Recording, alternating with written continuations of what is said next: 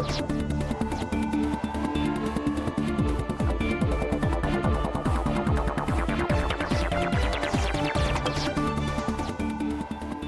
to The Economy Magazine. I'm Benjamin Chong Alfares with the news from the global economy. Coming up, McDonald's feels the weight of sanctions in Russia, and affordable housing just became cheaper in Vietnam.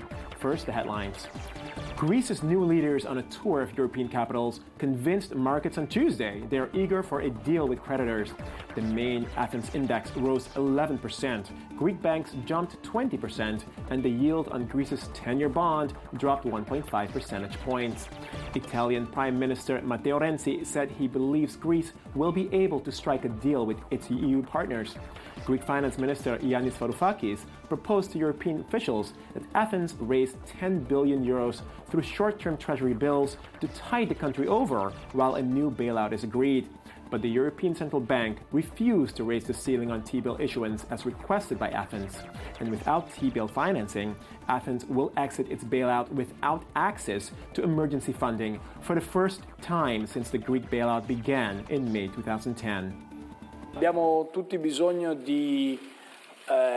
all have to read the result of the Greek elections as a message of hope that comes from an entire region, which I and Alexis belong to, that is demanding more attention and interest in those who have suffered from the crisis. The U.S. House of Representatives on Tuesday approved a measure to repeal and eventually replace Obamacare. Lawmakers voted 239 to 186 to eliminate the Affordable Care Act that has extended health coverage to millions of Americans since 2010. The action now moves to the Senate, where Republican Senator Ted Cruz introduced legislation for full repeal on Monday. The White House threatened to veto the House bill, saying it would take away critical benefits from middle-class families and increase the federal deficit. Supporters of repeal are short of the two-thirds majority needed in both chambers of Congress to override a presidential veto. U.S. rating firm Standard & Poor's agreed to pay nearly $1.4 billion to settle lawsuits on overrated mortgage bonds central to the 2008 financial crisis. The Justice Department accused the company of deliberately giving unjustifiably rosy ratings to bonds backed by subprime mortgages between 2004 and 2007. S&P declined to downgrade underperforming assets because it was worried that doing so would hurt the company's business. Rival rating firm Moody's Investors Service is also under investigation for overvaluing bonds in the ongoing Justice Department probe of crisis-era failings.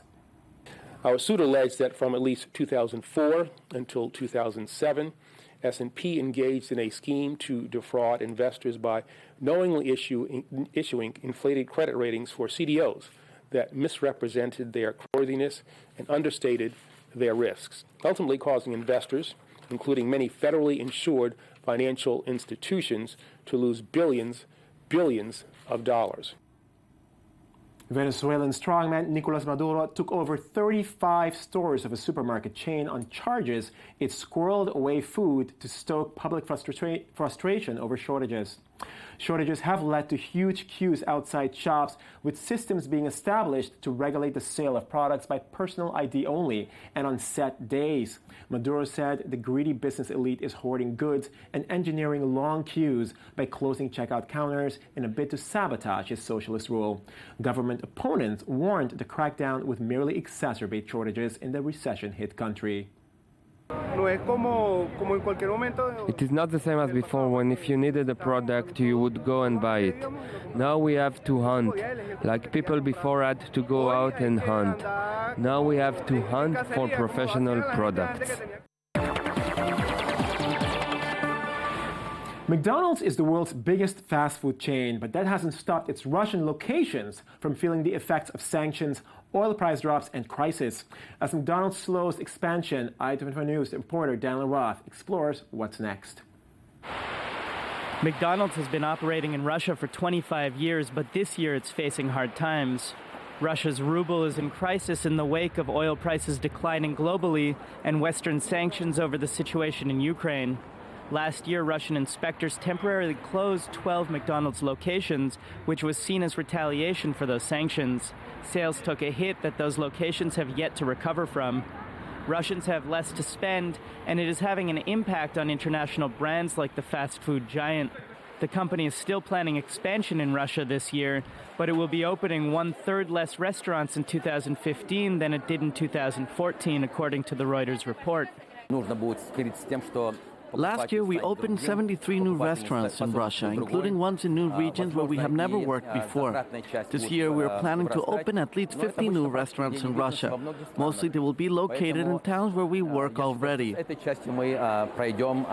The ruble has dropped more than 40% since the beginning of last year, and inflation is high. Because of this, sales growth at already existing locations may fall to zero, so the company will be looking to new locations to make any profit. We will have to put up the fact to the customers that it will be different, that the purchasing power will be different. Maybe the cost will be higher, but this is usual practice of conducting business in many countries. So I think we will be fine with this part this year as well. Globally, McDonald's has more than 36,000 locations, and this year, openings will drop to 1,000 from 1,300 last year. With massive living wage protests by fast food workers across the United States and ever-growing competition, McDonald's president and CEO Donald Thompson was replaced last week, citing continued quarterly slumps in sales and earnings. Still, the company earned over $1 billion in profit last year. With us in the studio to discuss McDonald's falling arches in Russia is ITV News reporter Daniel Roth. Daniel, thanks for joining us. How's it going? Good. So are we to understand that a Happy Meal is a luxury meal in Russia based on the fact that the economy is doing so poorly? Yeah, a little bit, yeah. Russia obviously will McDonald's will ebb and flow as Russia's economy ebbs and flows. That's how it works. But yeah, in some countries, Russia now included, McDonald's is a luxury meal. It's the complete opposite of the United States. Right. One of the interesting things about McDonald's, though, is they've said that they're going through a slowing of expansion. Right. Which begs the question, why during the Super Bowl did they announce that they're going for the next couple of weeks to be allowing certain customers to pay by doing nice things, essentially, by raising the roof, by calling their mom, by hugging the person next to them, literally paying by doing nice things. Right.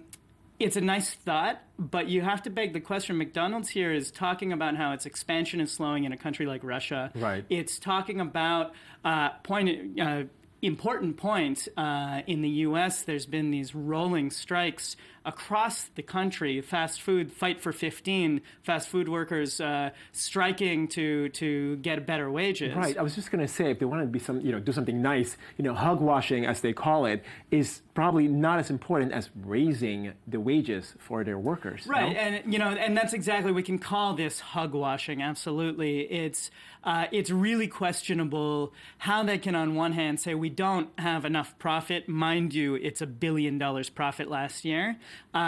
We don't have enough profit out of that $1 billion to pay you a livable wage as you're asking for, but we do have enough to give people free meals, essentially. It's right. a very, very questionable act. Enough is a questionable word anyways, because how much is enough, right?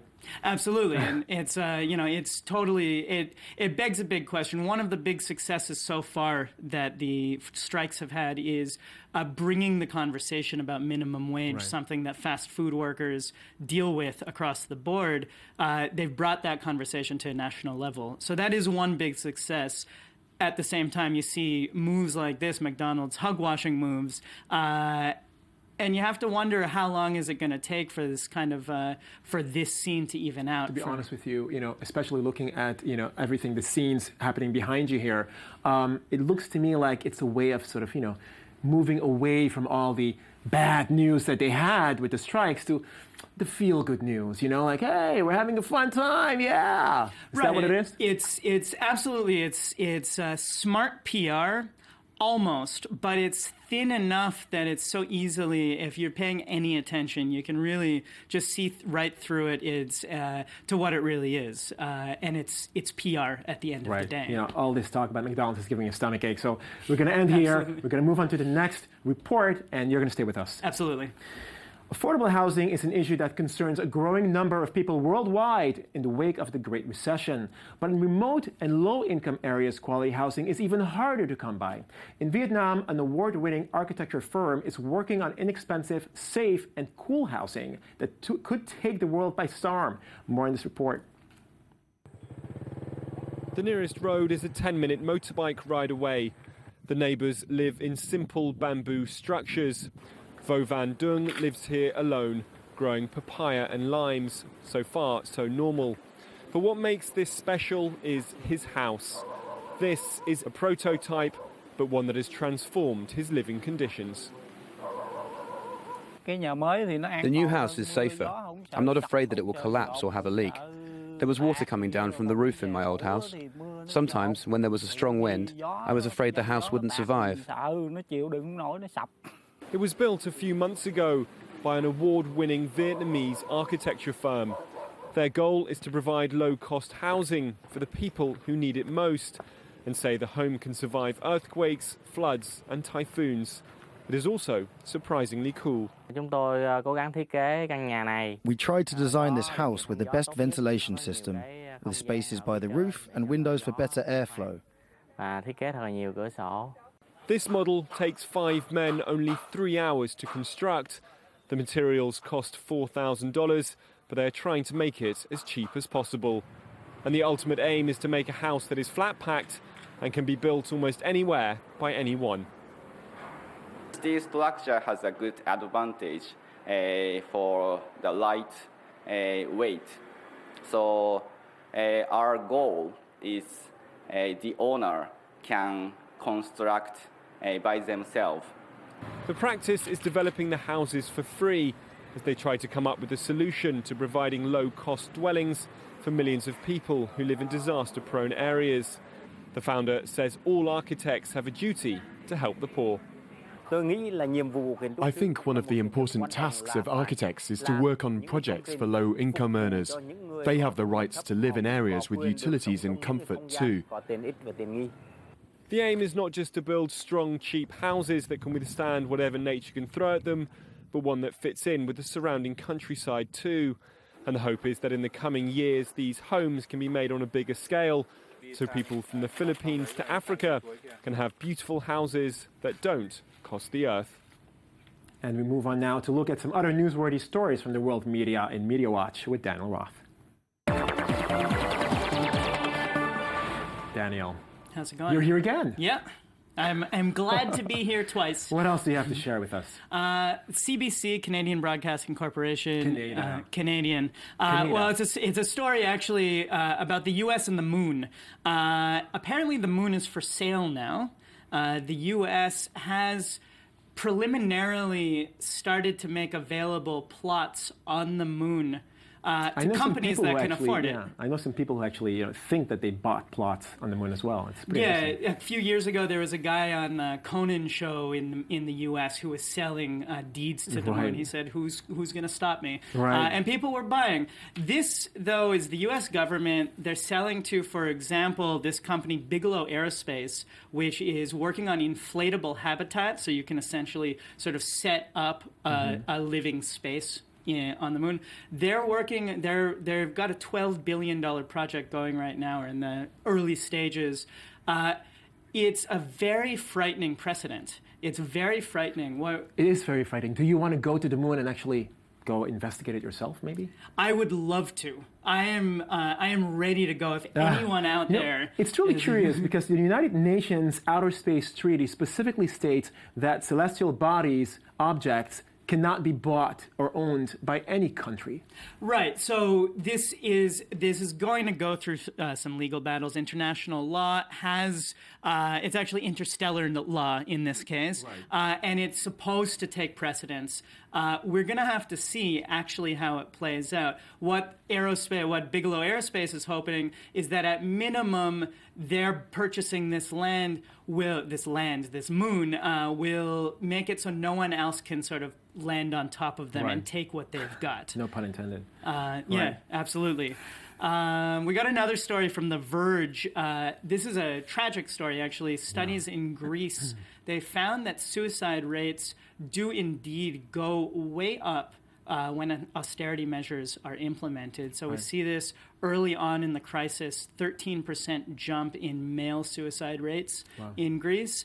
In 2011, 36% jump amongst men and women. That's insane. So there's a clear correlation on it. Causation hasn't been proven, but there's at times of massive austerity, we're seeing that people are taking their own lives. And that's what's happening essentially when you've got services being cut, taxes being raised. You can't provide for your family. I mean, it's, on very many different levels, it would be an extremely depressing situation, honestly. Absolutely. And so these are just kind of the numbers that say this is the reality. Okay, well, thank you very much, Daniel Roth, for telling us about the reality of austerity. Thanks. Thank you.